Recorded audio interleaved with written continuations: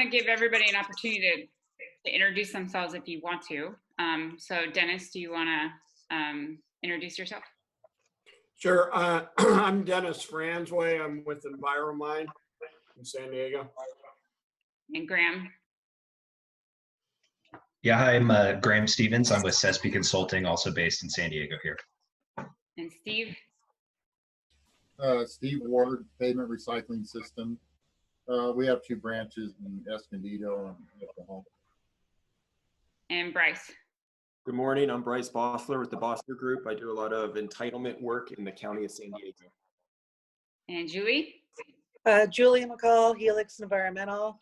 I'm a CEQA geek as well. So I'm managing a lot of EIRs and dealing with VMT. And Scott, did you want to unmute yourself?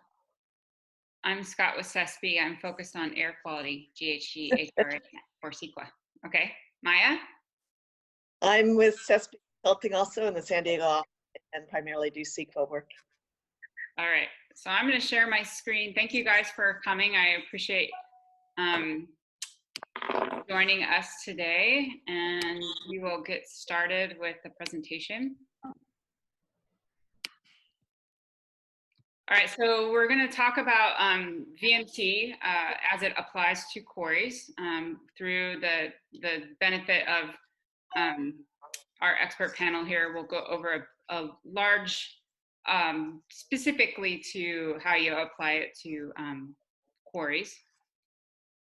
The outline of the background, we're going to start with the background of why the switch from VMT from LOS. Then we're going to go over the VMT thresholds of significance, how those are determined now, strategies for measuring VMT for quarries, and then the steps on how to estimate VMT.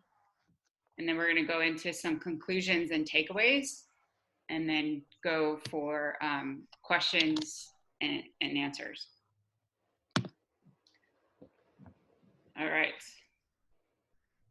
So we start with Shankar. Yeah, so as I mentioned in my intro. Yeah, sorry. Very good, Jeff. Oh, okay. Oh, yeah, so just the why are we even changing to VMT in the first place? What is the public policy that essentially the state is after? And they're really trying to kind of marry CEQA transportation impact analysis with the state's greenhouse gas targets. And so, you know, CARB had gone and analyzed that about a 15% reduction in regional VMT was what was necessary for light cars and trucks in order for the state to achieve its GHG targets. Because basically the emissions from tailpipes are such a heavy component of greenhouse gases. So they thought that really the congestion-based model, the LOS model that had been used for years, was really exacerbating the greenhouse gas goals of the city, making it harder to achieve, because if you were focused on trying to expand the roadways width-wise or other ways, then you were really increasing VMT, you were reducing VMT, which was making it more difficult for the state to hit its GHG targets. So it's no accident that really the concept of significance in traffic is now really linked to greenhouse gases. We find that this is actually kind of hard to apply to quarries because, you know, obviously citing a project closer to an urbanized area is the key way to reduce VMT. If you're going to build residential and you put the residential near a transit center, then you're able to reduce your VMT. If you put shopping malls and employment uses also near them, you can reduce your VMT as well. But what do you do when you're dealing with a mining project? We can't make the rocks come to us. We have to go to where the rocks are. And solar projects have the same problem. You can't make the solar panels come closer to the city. You have to go to where the sun is shining. And so the VMT is going to be what the VMT is, you know, at these sites. And what is that consequence to you in terms of the significance impact you're trying to do in your GHG analysis? I'm sorry, your VMT analysis in CEQA. So that's what makes this all sort of a special challenge for industrial projects in general. But I think location-specific resource projects that are industrial, like mining and solar, have a special challenge that may call for special solutions.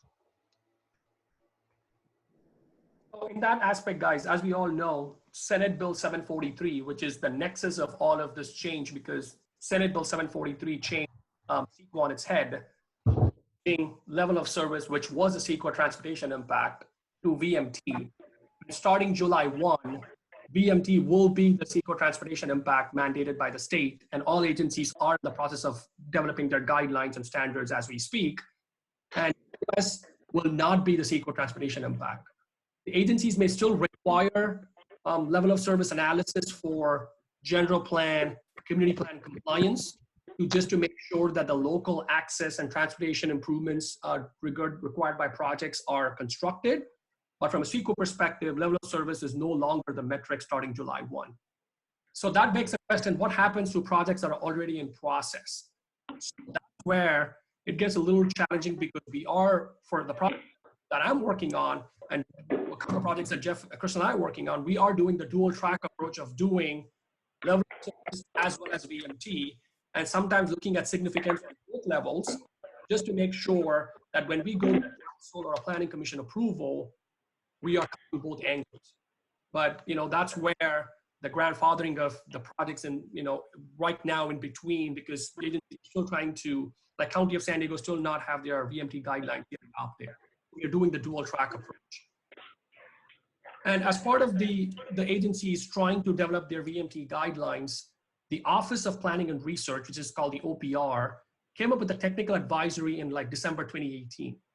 And what the document is basically like a roadmap of, given that level of service was kind of easier to understand, they laid out some guidelines to say, what is VMT?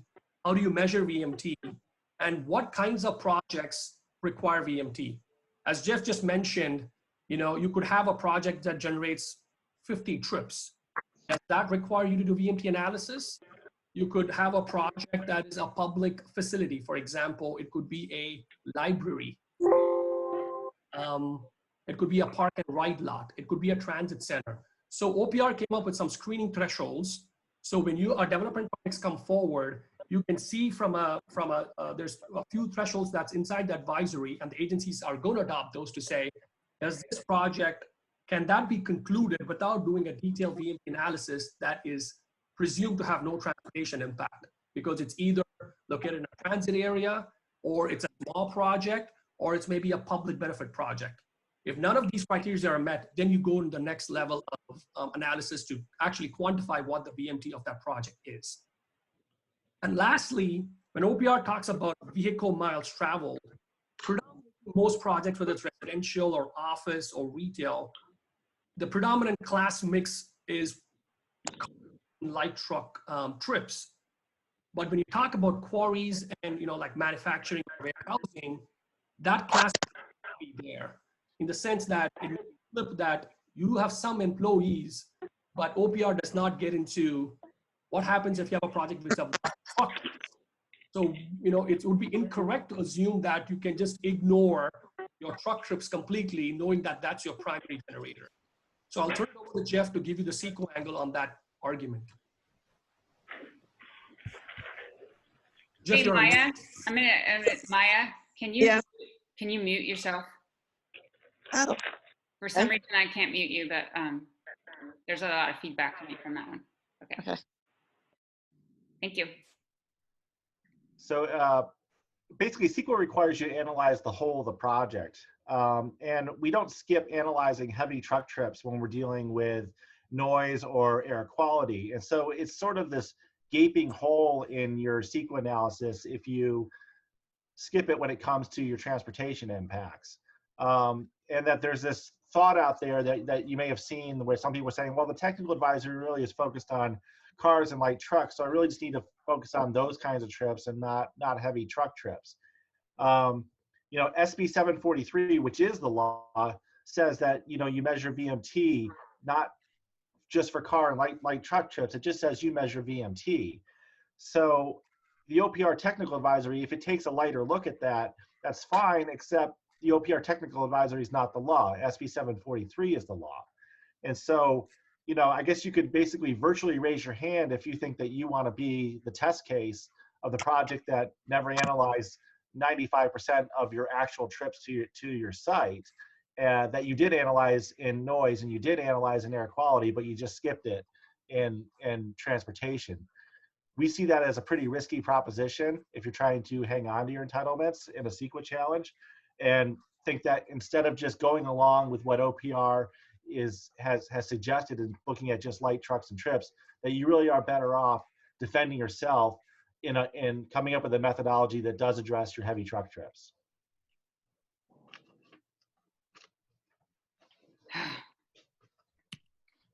Well, I'm having technical difficulties because my cursor is gone.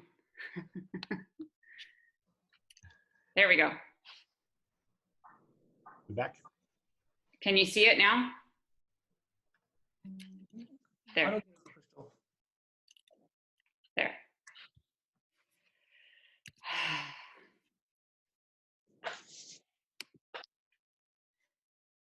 Let's try that again.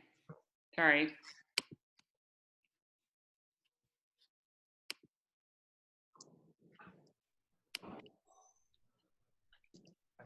So the basic difference, as I said, switching from level of service to VMT, is level of service had one size fits all. It would say, hey, agencies have a threshold to measure congestion levels. Like, if you're going from an unacceptable level of service, you could add 2 seconds at level of service E, or 1 second to level of service F. But that's what LOS stops at, measuring congestion levels. VMT is looking at the number of trips, but how far these trips are traveling. So it's a very 360-degree shift on how significance will be developed for VMTs and especially for quarries. Now, that begs the second question saying, can you just do LOS if you're going prior to July 1, 2020? And I'll hand it over to Jeff to answer that question. So the Public Resources Code, it's a 21099 is where the SB 743 was codified. And when you read that section, there's a section 21099B2 that says that after the Secretary of Natural Resources has adopted the CEQA guidelines for VMT, you shall not use LOS as the sole measurement for traffic impacts. It didn't say don't use it at all. It said don't make it your sole basis for measuring traffic impacts. And so that happened in December 28th, 2018. And so the question has become, if anything that's been in the pipeline for the last year and a half that's only using LOS, are they subject to attack as having violated the Public Resources Code 21099?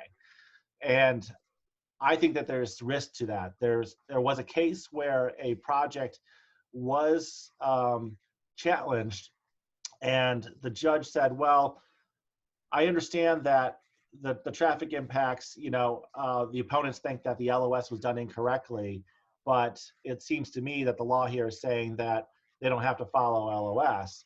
And then the opponent said, well, yeah, but they didn't do VMT either. And the judge said, well, yeah, but VMT is not required to be done until, July 1st, 2020.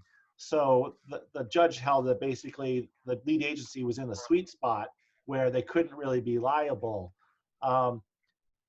Some people have kind of clung to that case and said, I can do no wrong. It's okay if I only do LOS within this 18-month period. And my reminder to people would be that if you look at the facts of that case, that was a case that 3 years ago, back before the CEQA guidelines had been adopted, had done their LOS analysis. And so the agency was following the law at the time. Whereas if an agency is trying to certify a document post December 28th, 2018, the law does not tell them they can do LOS anymore. And so taking a case that talks about a certification that's pre-2018 and trying to apply the post-2018 rules to it, I think is not applicable to a case that the CEQA analysis was certified after 2018. So our advice to clients has been, do not rely only on LOS as your CEQA traffic threshold until July 1st, 2020. I'm sorry, in this interim period, and then switch to to VMT on July 1st, 2020. But if you're going to do something in the interim period, then you're probably better off doing LOS and VMT. So that now we get into, okay, so LOS had, was easy. It could measure what's the increase of delay at an intersection. What was the increase of roadway or decrease or increase of roadway capacity? OPR, when they came up with the significant metrics for VMT, came up with 3 kind of VMT metrics.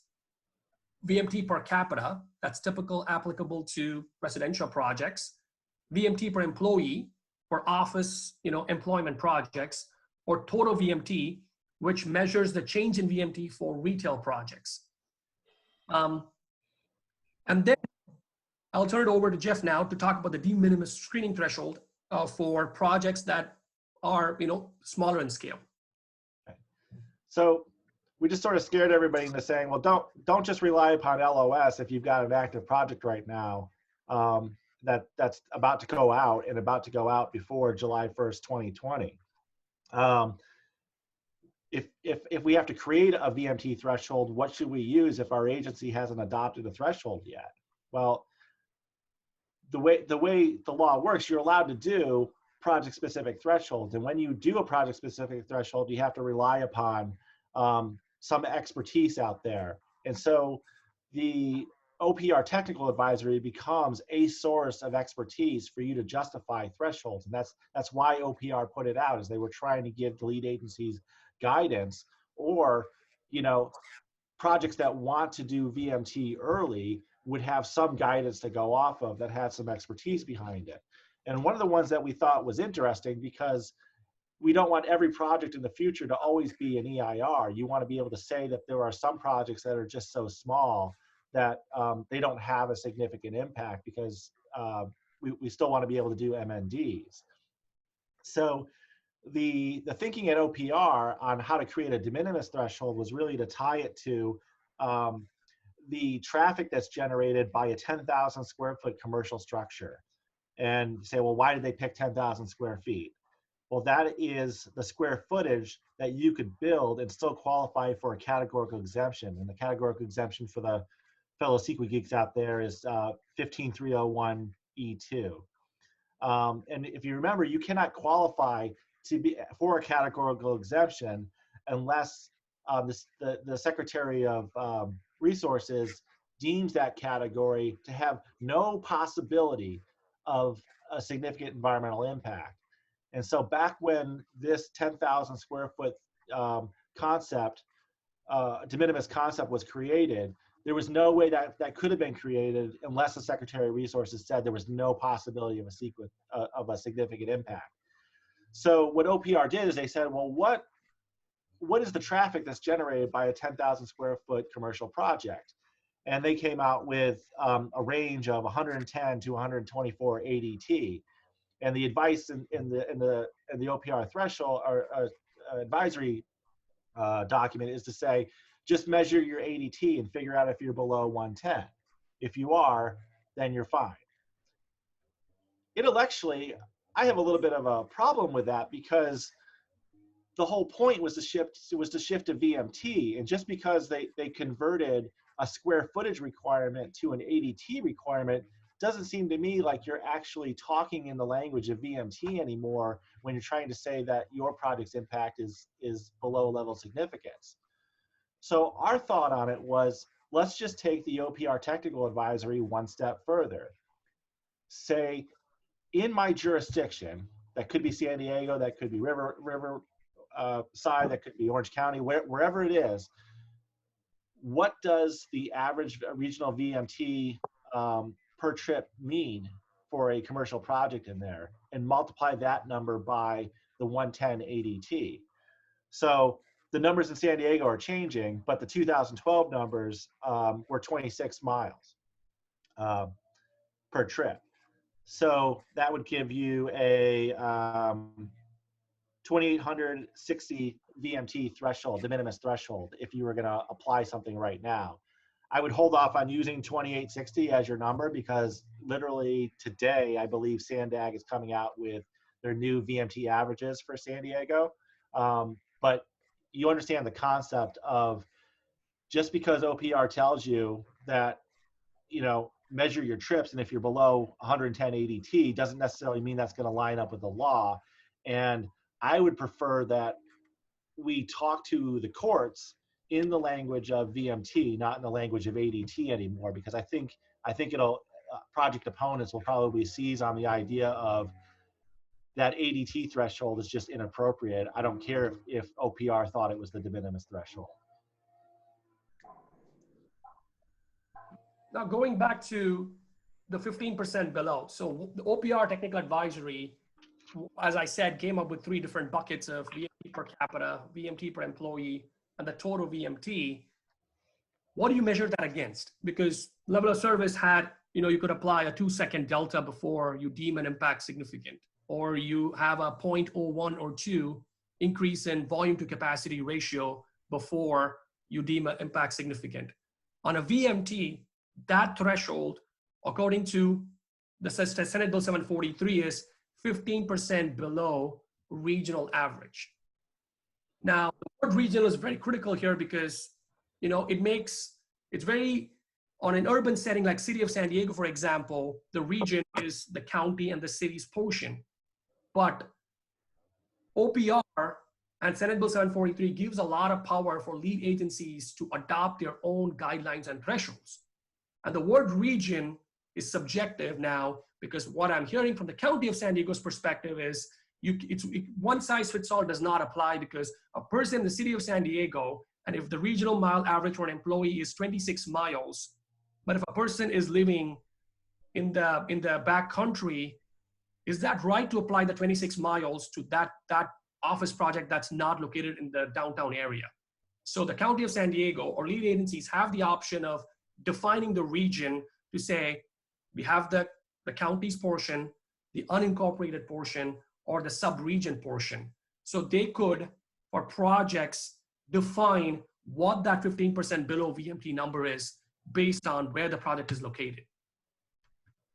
Now, coming to the project-specific thresholds, again, the lead agency has a lot of power from the Senate Bill 743 and OPR to define, as I said, the approach, the area, and the thresholds that they want to adopt, and what kind of metric they want to adopt. So for example, for a mining project, you cannot use a per capita because it's not applicable.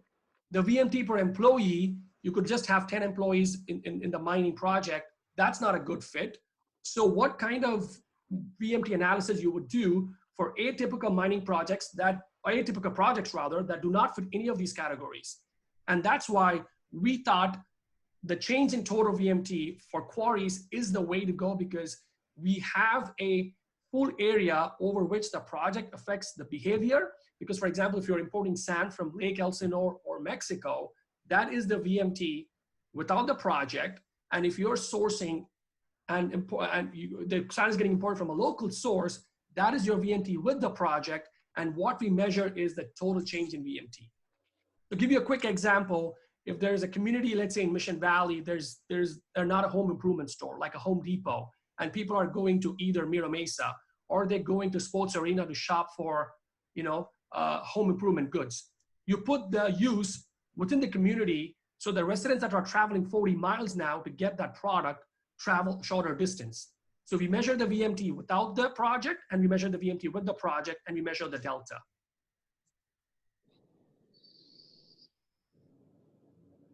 So, now, what are the challenges you're going to encounter when doing this approach? As in anything with CEQA, as Jeff can attest, substantial evidence and disclosure is paramount. So you're calculating total VMT, especially for quarry projects. Getting data and preparing a market study is going to be really challenging, because the production data, where the trucks are coming from, where the trucks are going to, is all proprietary. So it's really hard to obtain and quantify all these numbers. So preparing a market study that accounts for all this is going to be very critical, so that you have substantial evidence, identifying where you got the data from, what's the source of your data, what is your market study, and sometimes it could be even company specific depending on the project description. For example, if a quarry is at the end of the life cycle, but another quarry is getting proposed on the other side of town. So all of these have to be accounted for and your market study has to be tailored depending on what project and what kind of information you need to get into the market study so that the VMT calculations can account for all this information. And after all this, as Jeff mentioned, you account for all the heavy trucks, but you cannot ignore the employee trucks while, small in nature, like the vendors that'll be visiting the project, the employees that'll be working there. While there may be a small portion, we need to understand how many trips they are making and how many miles they are traveling so that the total VMT is captured from both heavy trucks and light trucks. And those light trucks should be captured for the life cycle of the project so that you have a completely defensible VMT analysis so that nobody can point to saying, hey, you did not account for heavy trucks or you did not account for light vehicles. You accounted for both. Okay, so as Shankar was stating, the VMT analysis for total VMT is very critical. You need a market study to go along with this. So we're going to use a case study of a project that we did here in San Diego, where we looked at a proposed new sand quarry mining project. And so the first step is to really identify what your market area is. And we looked at, if it's sand, usually in San Diego, it's going to go to a concrete plant. So we mapped where the different concrete plants are. And then we have to estimate like how are we going to gauge how many miles are being traveled within the market. So we identified the center of the market based on where the concrete plants are. So you're identifying where the market is, and then what's the center of the market, and then what's your actual demand. So you have to estimate as well the total demand for the product that is being delivered. The next step is to identify where the material is coming from. So for San Diego, most people know that all the sand comes from either Mexico, Riverside County, Imperial County, LA County, etc. So the challenge here is like identifying where they come from, and the lead agency is going to be guaranteed very specific on the data for this information. We based on our assumption that it predominantly comes from the Lake Elsinore quarries and Mexico. Even though it might come from farther away, it's usually a random, like company specific thing, or it's not as consistent as Mexico or Riverside County. So we chose a conservative approach that's where most of it's coming from. And then we, based on the center of the market, that's how we're estimating the VMT from the different sources that are supplying the market right now. So this is where we're calculating the total VMT, but the lead agency does have the ability to look at outside of the region, so outside of just San Diego. And then we look at what's the existing, the estimated VMT for existing conditions. So is there any sand that's coming from local sources? And then dividing the trips based on how much total demand there is for sand in San Diego County and where it's coming from. So that's how we're estimating how many miles are traveled to supply the market with sand. And then when we add the proposed project, how those numbers change. So how does that proposed project change the total VMT? So the net VMT. So it's taking away, a local source is taking away the miles traveled from those sources further away. And from this analysis, we identified an over 70% reduction in total VMT. And Shankar, did you want to add anything for the market study and how it helped or support you in doing your analysis? Yeah, as Crystal mentioned, again, we always want to be conservative. Like, as I said, we don't know exactly where these imports are coming from. So we chose to, while it could be coming from LA or it could be coming from the Imperial County, we chose the two closest sources, which is Mexico and Lake Elsinore. If you had used anything farther away like LA or Imperial County, our analysis would have been even, this analysis is even more conservative because you're talking about farther trip lengths than what was assumed. So that's number one.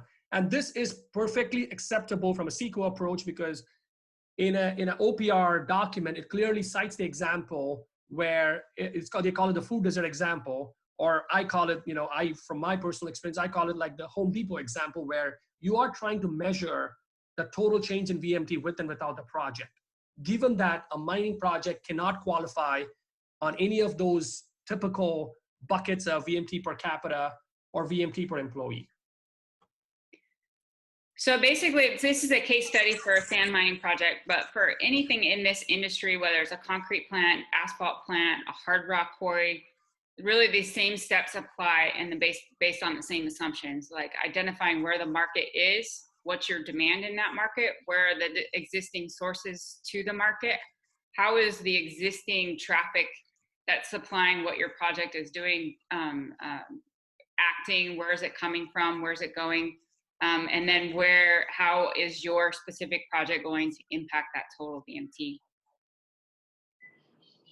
So important takeaways from our example, and just to confirm that the County of San Diego did approve this approach, but initially it took a while to get them there. They wanted us to apply the per employee and ignore the total heavy truck trips. And as you can imagine, we can talk about Jeff. One of the takeaways is in suggesting that we only look at employee trips. Don't gamble that a judge will ignore your heavy truck trips. Is Jeff still here? Yeah. Yeah, so I'm sorry, I was on mute. Okay.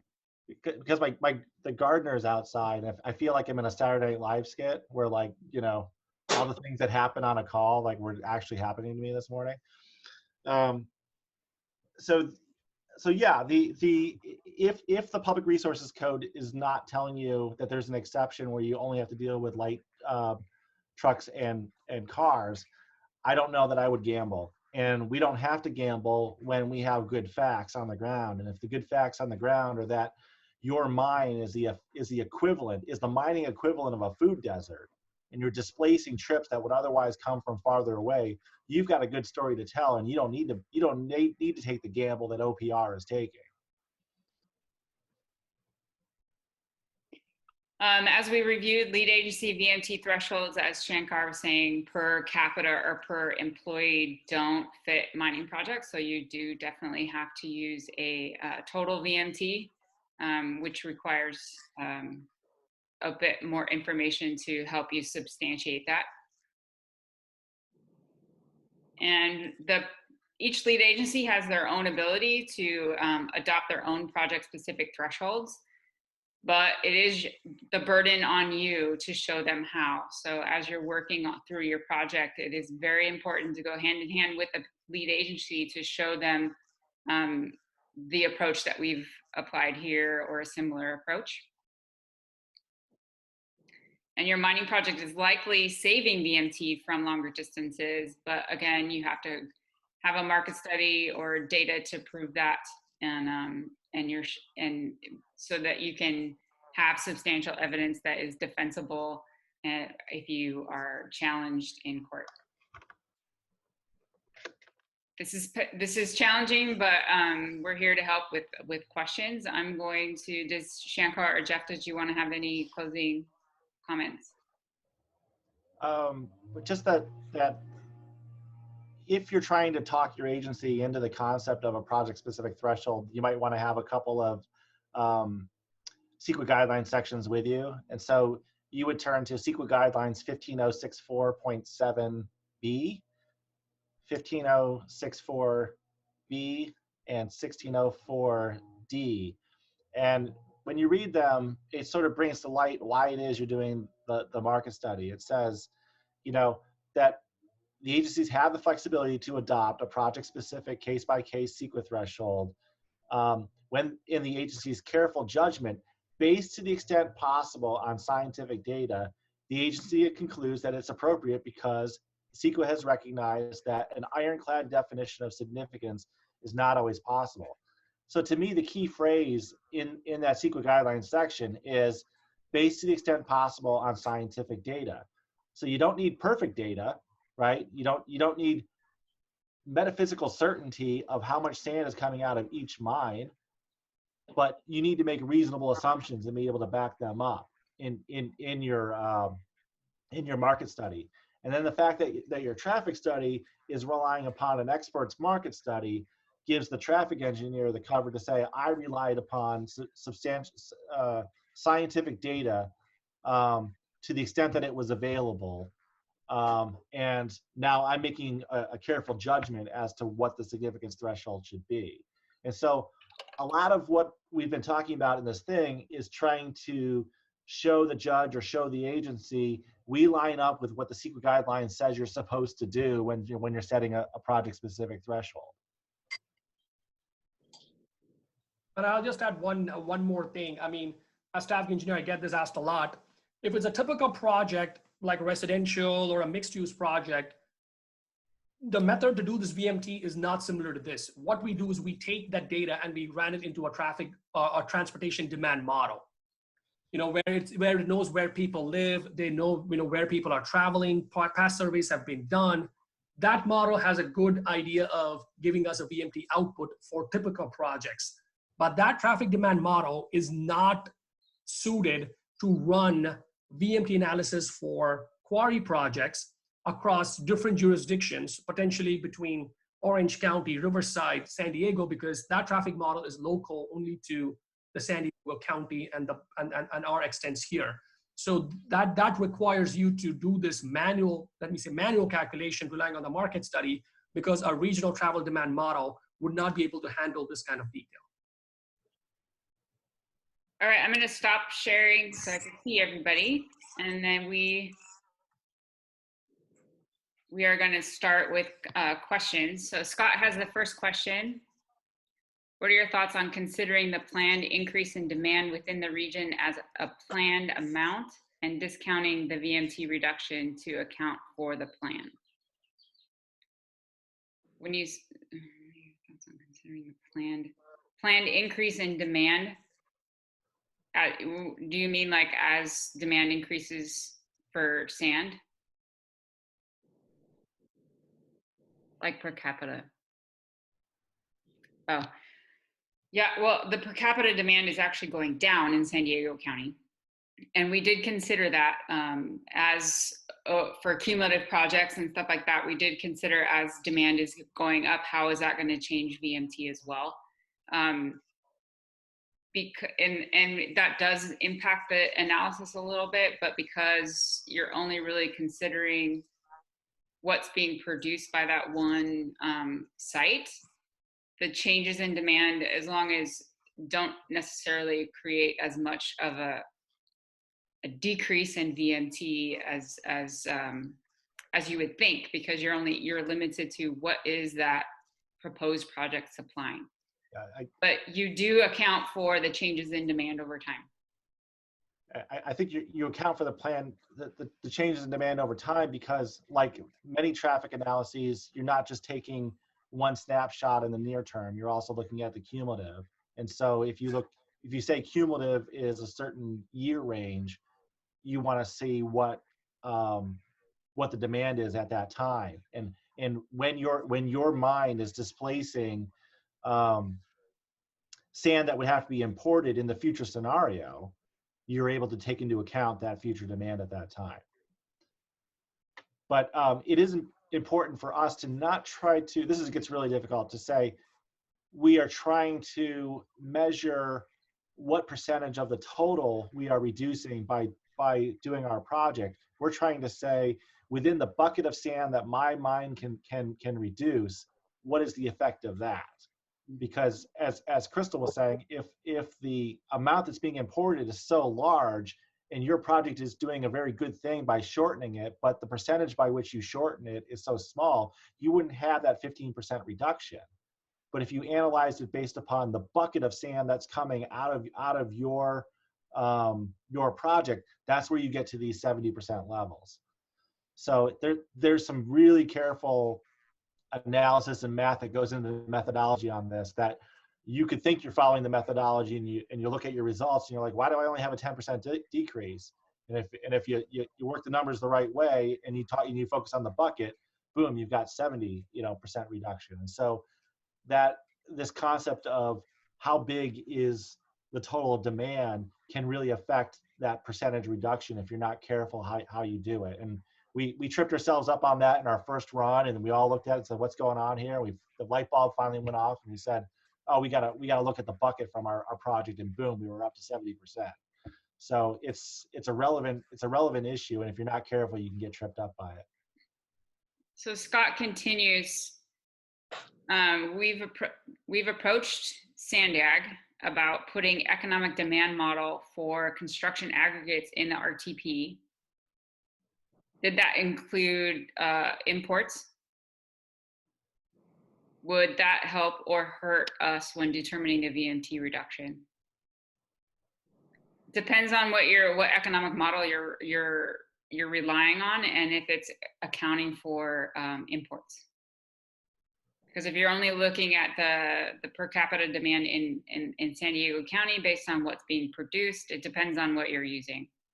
Then it's not accounting for imports, and then your demand model is going to be wrong.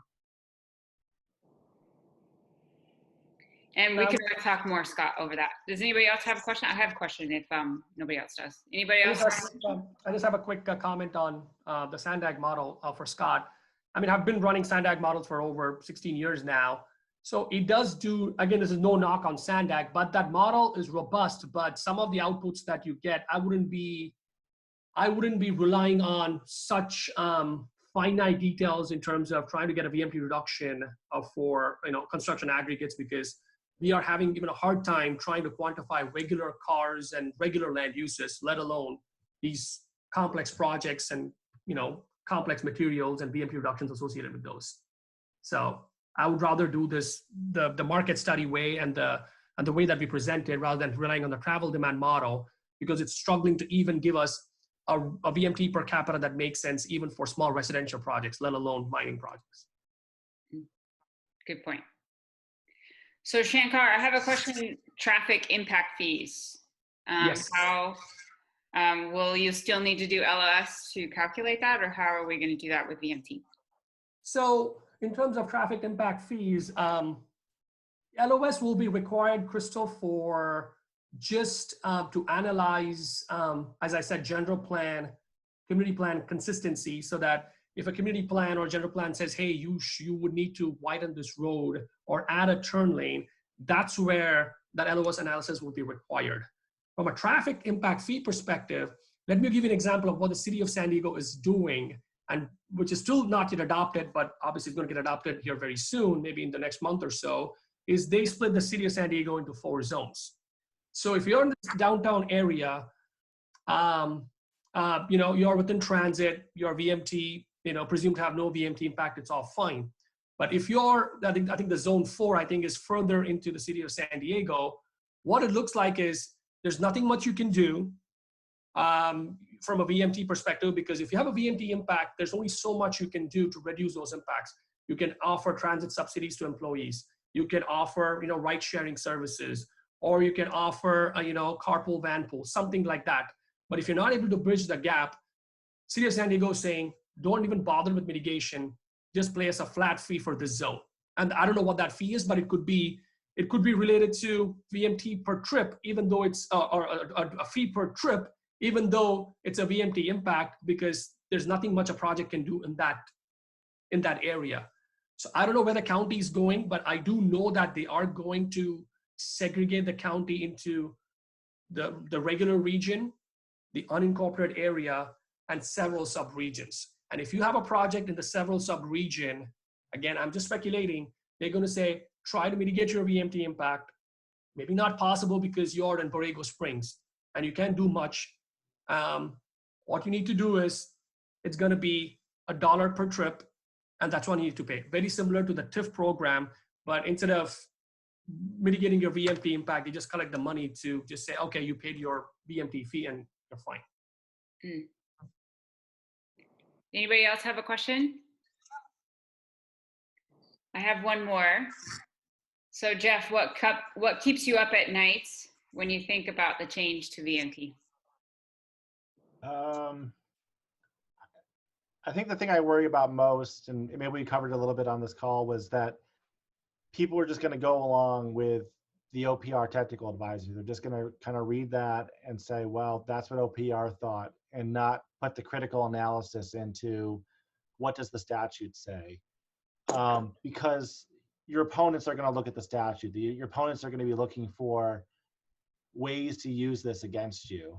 And if you are lazy and do a de minimis threshold that uses ADT, someone's going to see that. I think that this VMT is essentially, it's the new GHG. It's the new way to stop projects. And that opponents are going to attack lead agencies who attempt to establish the VMT threshold to begin with, and then they're going to attack the application to individual projects, much in the way it's been very difficult for people in the county to do greenhouse gas analysis, because every time the county adopts a climate action plan, someone is suing them and some activist judge is telling the county they did it wrong. And so this feels like it has the same potential. It's one of the reasons why I like the project-specific thresholds, is that if Sierra Club decides that they want to go after the county's VMT threshold 2 months from now, and the CEQA analysis tied to that, my project that's using a project-specific threshold is not dependent upon the county's AR. I have my own project AR and my own experts and my own analysis that was done to get me to my conclusion on what my threshold should be and why I'm below level significance. So if the county's VMT EIR goes down 2 years from now, and my project's also in litigation, I live to fight another day, because the judge has got to analyze my project using my administrative record, not the fact that I relied upon what other projects would have as the problems that they had relied upon the very analysis that the judge had said was improper. So I just see a lot of benefits to the project-specific threshold. I suppose we've been sitting here bemoaning that the mining industry doesn't really fit into the per capita model, but maybe we should be celebrating that fact that we can run around doing a bunch of project-specific thresholds, because that might mean we're not caught up in the litigation that other people face. So yeah, I think this is the new GHG. I think this is the new battleground, and I worry about applicants and lead agencies approaching it without that really critical eye that I think opponents tend to look at our projects and say, there must be something wrong with this. Let me figure out how. And if they can hire the Lathams of the world to go after VMT the way they hired the Lathams of the world to go after GHG, then you better be prepared, because there's some pretty smart people on the other side that are going to come after you. So I think the biggest takeaway that we learned from all this is the importance of working with the lead agency through developing a project-specific threshold.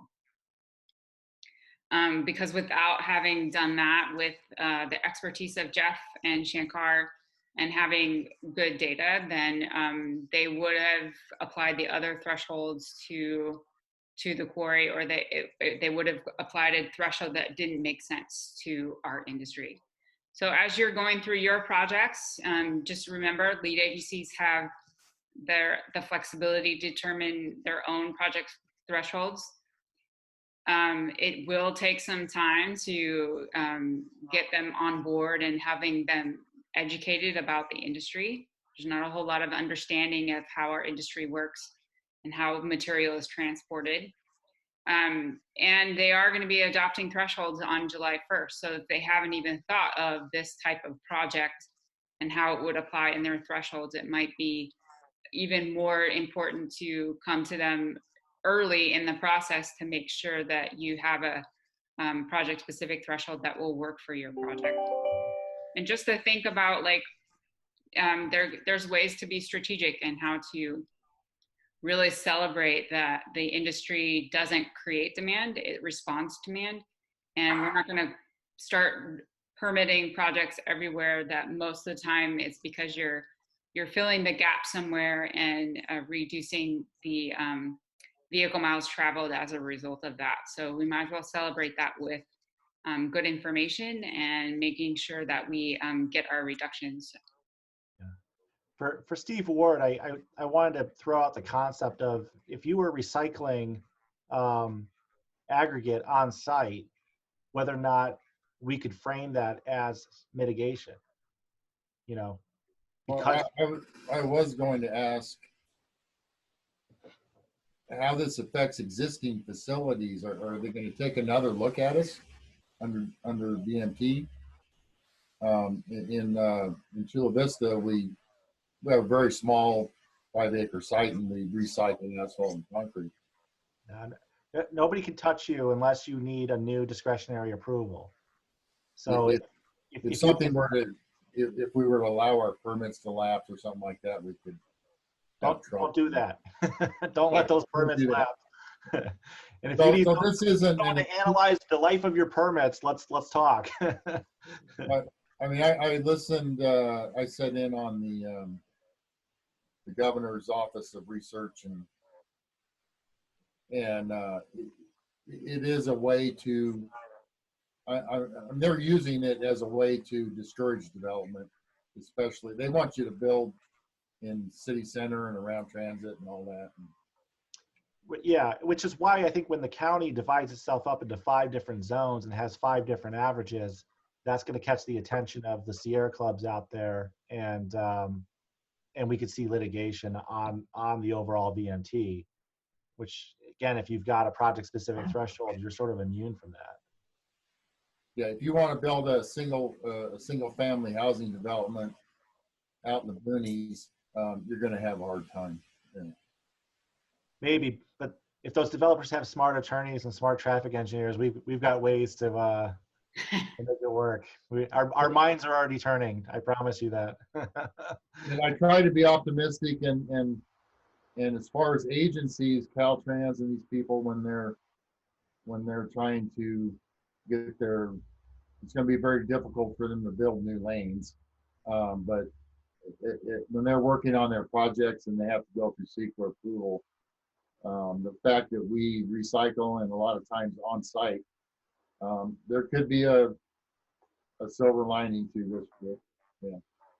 Well, the traffic projects that Caltrans would do would be a public works project, and I think the way the CEQA guidelines are written on that, they're still allowed to use LOS. They are going to have to start using some VMT, but Caltrans did get,